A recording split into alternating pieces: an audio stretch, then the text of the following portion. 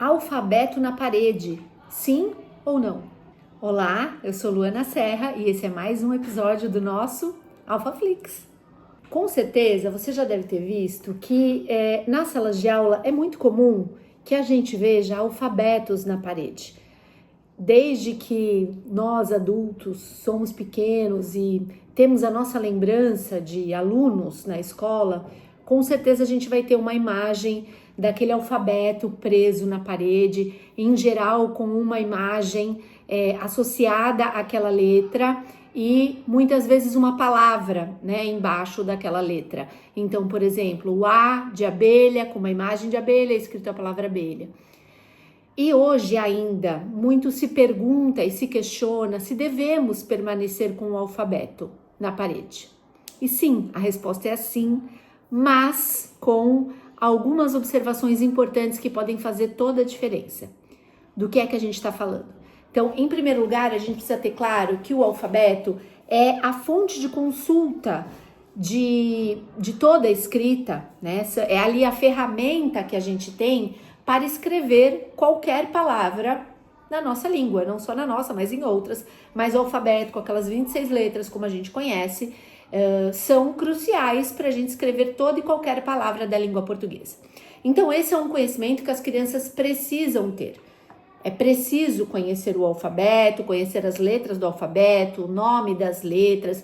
Esse é um conhecimento que não nasce com a criança, portanto, é um conhecimento construído, socialmente colocado e que sim, é dever da escola ensinar. A questão é o como e o quando.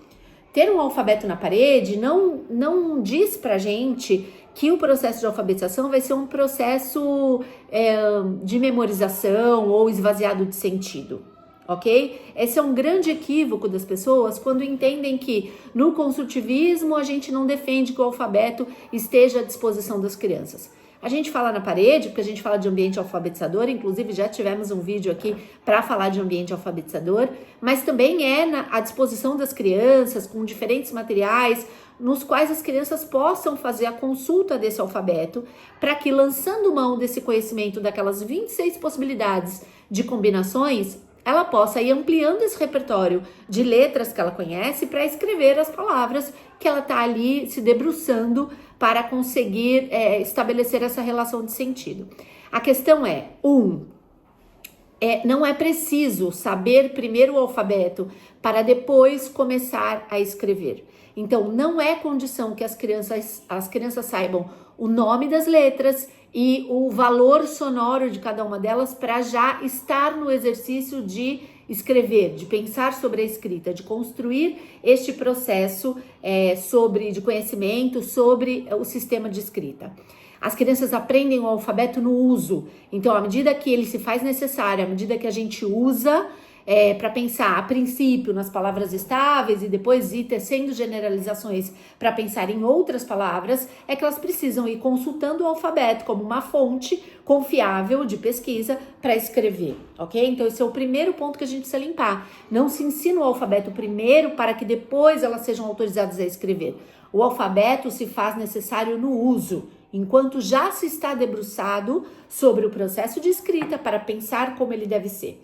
Essa é uma coisa. Um outro ponto importante é que o alfabeto na parede, nas mãos, ali no material de consulta das crianças em fase de alfabetização, em especial nos anos iniciais do ensino fundamental, que eles não tenham nem imagens associadas e nem palavras associadas àquela letra, porque isso acaba funcionando como um atalho para as crianças. Se eu tenho lá na parede o A de abelha, eu tenho a abelha e a palavra abelha, com certeza, quando ela precisar recorrer à letra, ela vai primeiro à imagem. A imagem funciona como um atalho.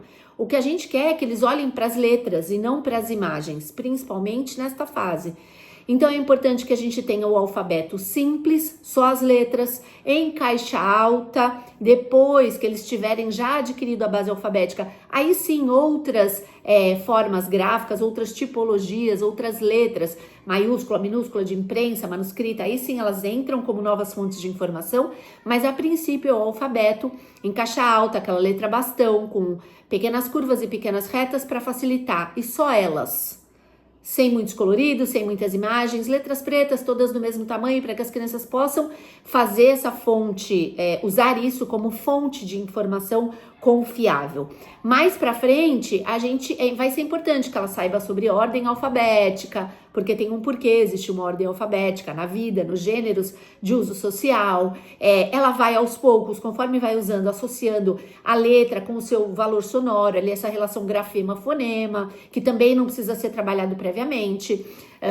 Então, são cuidados que a gente precisa ter. Agora, essa ideia de que colocar o alfabeto na parede sonega das crianças a possibilidade de um processo de construção da escrita com significado, com sentido, e usando socialmente, né, nessa função real, que isso atrapalha, isso não é verdade, ok? Muito pelo contrário, o alfabeto é uma fonte, é uma das fontes de consulta necessárias e confiáveis que precisam estar à disposição das crianças na parede, na mão, nos materiais de consulta, para que elas possam usar isso como um repertório que vai se ampliando e que são letras inegociáveis para se escrever as palavras da língua portuguesa.